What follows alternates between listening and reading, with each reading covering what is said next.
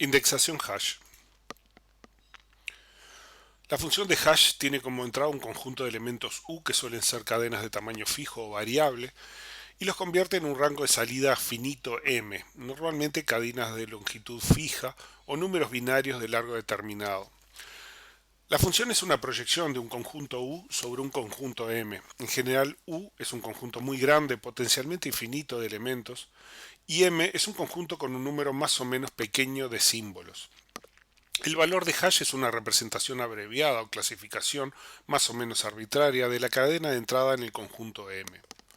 Normalmente el conjunto U va a ser algún atributo indexable y M es un valor, un entero con una cantidad determinada de bits.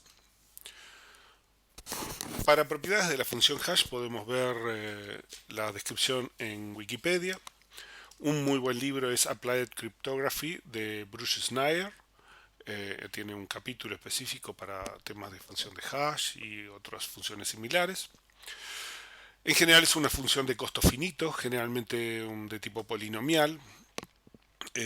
Buscamos que tenga distribución uniforme, o sea que para el dominio de elementos U elegidos al azar, los resultados en M tienen una distribución uniforme. Es determinista, o sea que para un mismo valor de U va a dar siempre un mismo valor de M, o sea que el h de x para x cualquiera es único. La función hash es una función sobreyectiva, o sea que para varios valores van a tener un mismo resultado, una misma imagen. Y tiene muchas otras propiedades más no relevantes para este problema. O sea, muchas de esas propiedades están relacionadas con los temas de encripción y seguridad. En general, muchas funciones de hash se eligen, por ejemplo, para que la conversión desde el espacio U al espacio M sea fácil, pero a partir de un valor del espacio M, saber cuál o cuáles valores de U pueden haberlo generado, en general es un problema muy complejo y es muy difícil de resolver.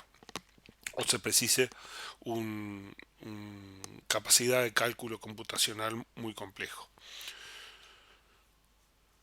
Otras propiedades. Para algunas aplicaciones, por ejemplo base de datos, el rango de valores M puede ser diferente a lo largo del tiempo. Por ejemplo, al tener más datos las tablas, resumen, las tablas de hash, los valores de M, necesitan expandirse o crecer. En estos casos, la función de hash o familia de funciones de hash deben ser parametrizables para cambiar el rango de valores resultado o resumen. En general, la realidad lo que se hace es se usa una función de hash que sea lo suficientemente buena, que tenga las propiedades que estábamos buscando y que nos dé un número lo suficientemente grande, por ejemplo, un número de 64 bits.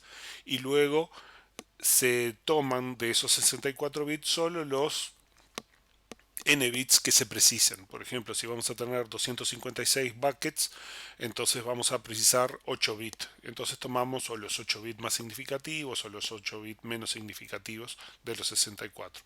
Cuando nuestro sistema crezca, si precisamos un bit más de 8 bits, pasaremos a 9. Eso lo vamos a ver más adelante.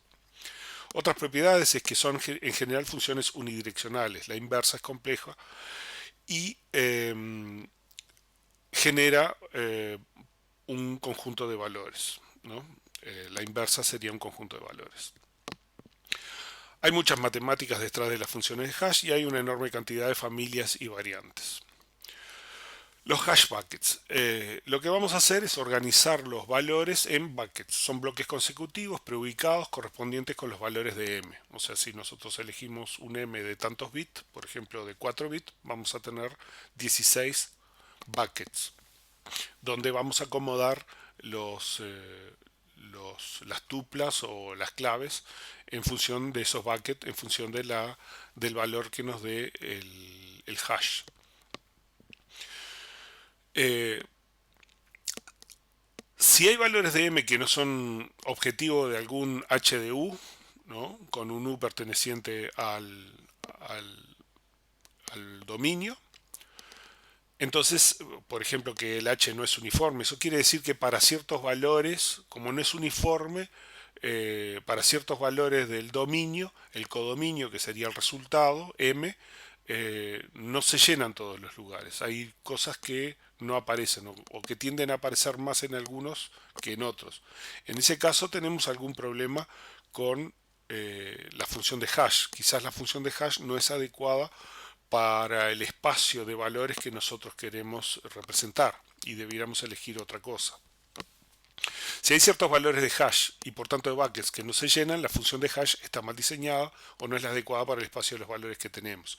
Entonces debemos elegir otros. Si no hay directorio, si es solo una lista de buffers, entonces el cálculo de la ubicación del bloque se hace con la fórmula, y si hay overflow tenemos que resolverlo buscando bloques libres. Vamos a ver en algunos simuladores algunas de esas estrategias, ¿no? Si hay directorio para cada valor de hash, ¿no? Y cada directorio, cada valor de hash tiene un puntero a la lista de bloques, el overflow simplemente se resuelve encadenando nuevos bloques. En general lo que vamos a buscar es que no haya muchos bloques encadenados. El preferible es que hubiera un solo bloque encadenado, no más de uno, ¿no? Si acaso se precisan más de uno, entonces tomamos más bits de la función de hash y hacemos un hash con más buckets. Tabla de hash sin directorio. En este caso hay una única secuencia de buckets. O sea, si nuestro hash tiene valores de resultados que van de 0 a 16, vemos aquí que tenemos un bloque. En este caso es un solo valor, pero podríamos suponer que para cada uno de esos lugares puede haber más de un valor. Y entonces lo que hacemos es cada vez que tenemos un valor le aplicamos la función de hash y lo colocamos en la posición donde dice la función de hash. En este caso la función de hash es algo muy sencillo, es módulo 17 del valor, ¿no? Entonces, por ejemplo, si yo tengo eh, el 1, eh, cabe en la posición 0, el 22 cabe en la posición 5, el 48 cabe en la posición 14. Si tuviera un 36 va a caber en la posición 2. Entonces, como el 2 ya está ocupado, tiene un 19, entonces tenemos que reubicar ese 36 en algún lugar. Una opción es simplemente recorrer algunos buckets y ponerlo libre. ¿Qué es lo que sucedería en este tipo de esquemas? Es si yo algún valor se repite en el bucket, entonces lo pongo en el primer lugar libre. Eso me dice que si yo aplico la función de hash para buscar y no lo encuentro en el primer lugar, tengo que seguir buscando en forma lineal adentro de mi bucket. Esto es práctico solamente para casos chicos, ¿no? Donde yo tengo un hash que es pequeño y la probabilidad que tenga una colisión es baja. Allí tienen dos links para unos sitios donde ustedes pueden simular los hash y ver cómo es su comportamiento y cómo se organizan los bloques.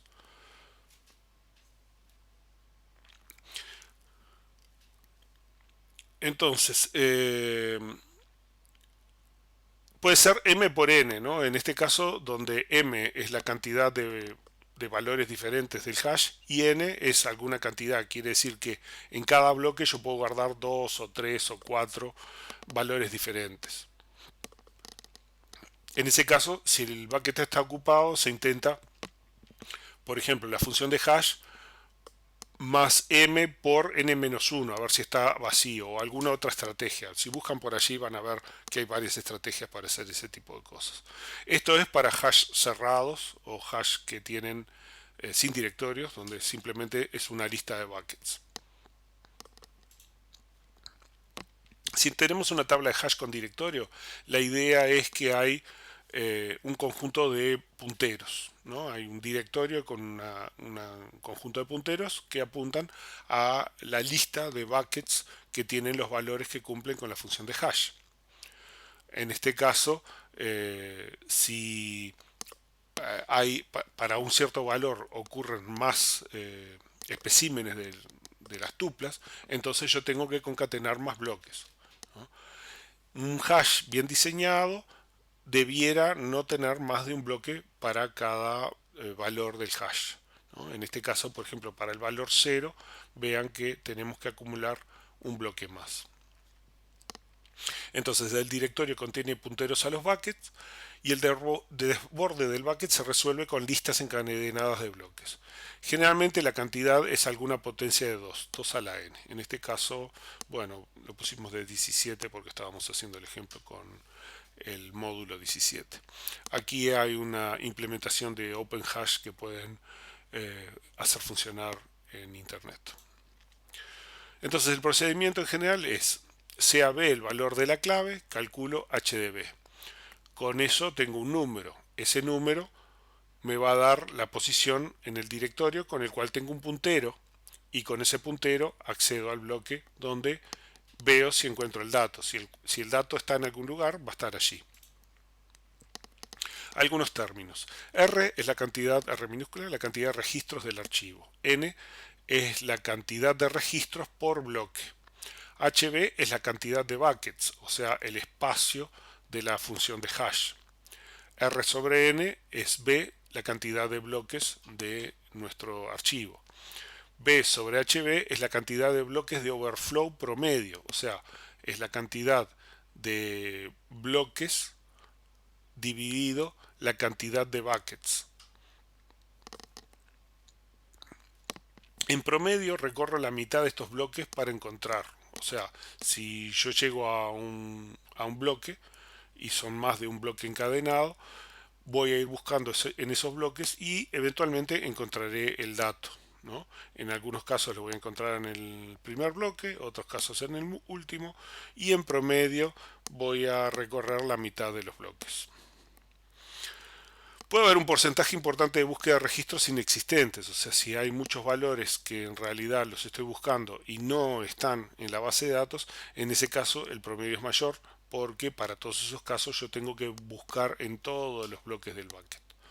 Entonces, en general, en promedio, la búsqueda del bucket es la mitad de la cantidad de bloques de overflow promedio más uno techo, que es el costo promedio. El más uno está dado por la lectura del directorio. Bueno, aplicaciones. Si bien se puede guardar las tuplas en los bloques de los buckets, en general estos son índices y guardan los punteros a la tabla de datos. Muchas veces se construyen para que puedan caber en memoria. Son muy rápidos. Una cosa que les planteo es discutir los costos de las operaciones. Ahora los vamos a ver. Las operaciones serían buscar, insertar, actualizar campos no clave, actualizar campos clave, borrar, ordenar y recorrer en orden. Puede haber índices densos en estos casos, pensarlo y discutirlo, anotarlo y pasárselo al docente. Puede haber índices dispersos y densos, reflexiona. Buscar. Entonces tenemos la clave, aplicamos la función de hash, eso nos da el desplazamiento del puntero, leemos el directorio, costo 1, recorremos los buckets, un medio sobre B sobre HB, y con eso encontramos o no encontramos el dato que estamos buscando. Si fuéramos a insertar y no aceptamos duplicados, tenemos primero que ir a buscar. Y además tenemos que buscar hasta el final, porque tenemos que asegurarnos de que esté, ¿no? Si está, que podríamos encontrarlo antes de llegar al final, cancelamos. Si buscamos hasta el final y no lo encontramos, entonces agregamos al bucket si hay espacio. Si no hay espacio, hay que agregar otro bloque a la lista, ¿no? Y hay que escribir el bloque y después escribir los punteros que escriben, etcétera.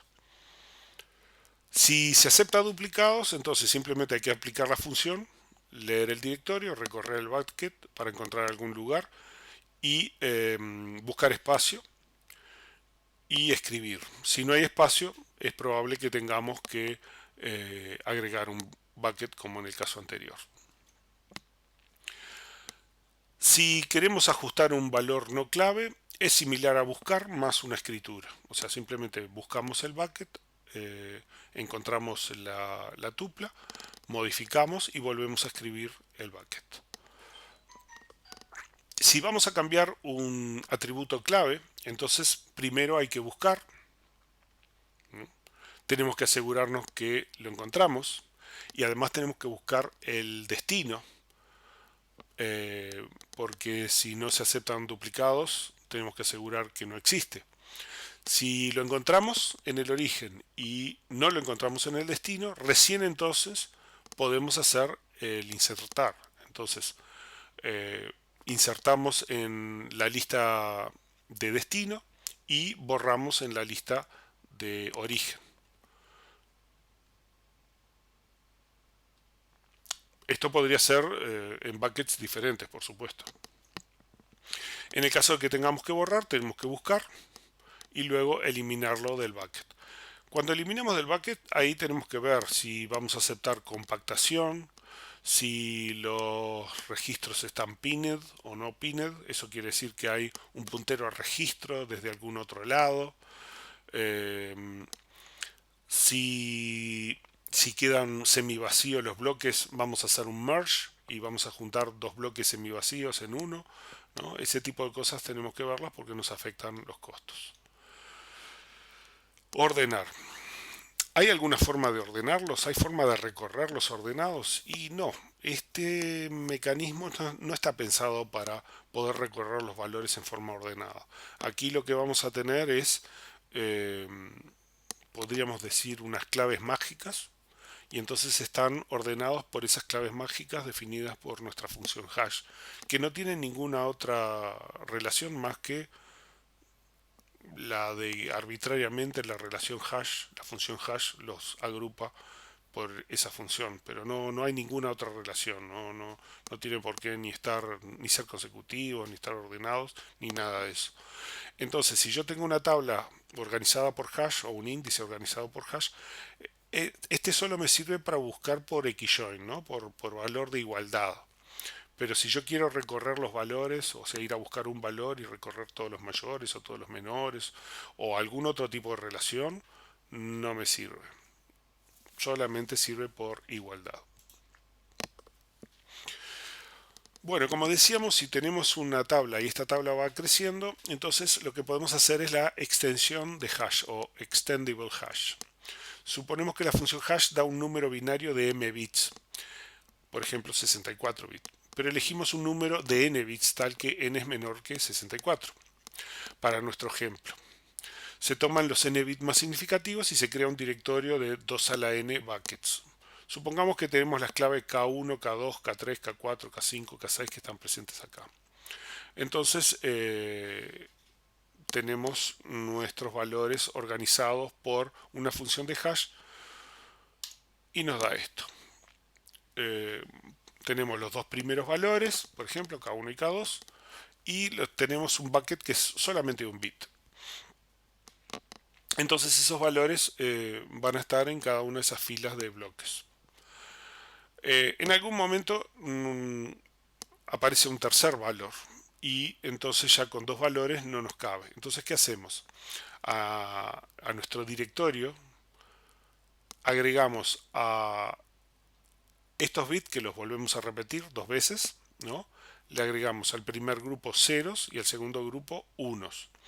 Y ponemos los punteros todos apuntando a la misma fila de buckets. Acá todavía están vacíos, ¿no?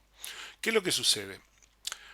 Nosotros aumentamos el directorio y por ahora los buckets son repetidos. ¿Qué es lo que sucede? Cuando busquemos por aquí, vamos a buscar en esta fila de bucket y cuando busquemos por aquí, también vamos a buscar en esta fila de bucket.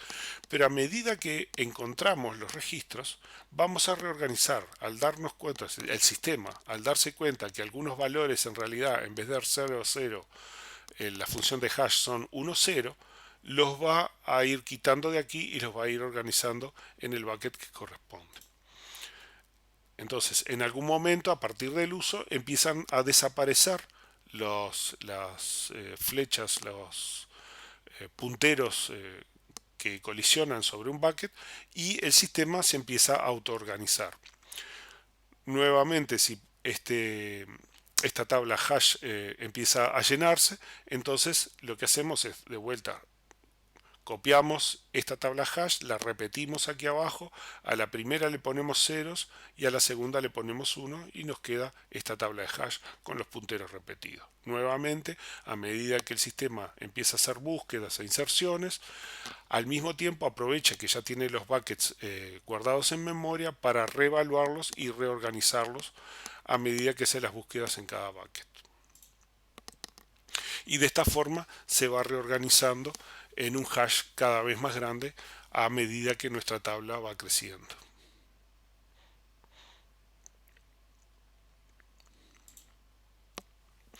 Con esto vimos función de hash, cómo es que funciona. Algunos detalles que tenemos que ver es algunos sistemas de base de datos solamente crean tablas de hash si caben en memoria. Algún sistema genera tablas de hash en archivos, pero la mayor parte de las veces los sistemas profesionales, comerciales, no hacen tablas de hash físicas en disco, solamente las implementan en memoria si caben. Y con esto vimos función de hash.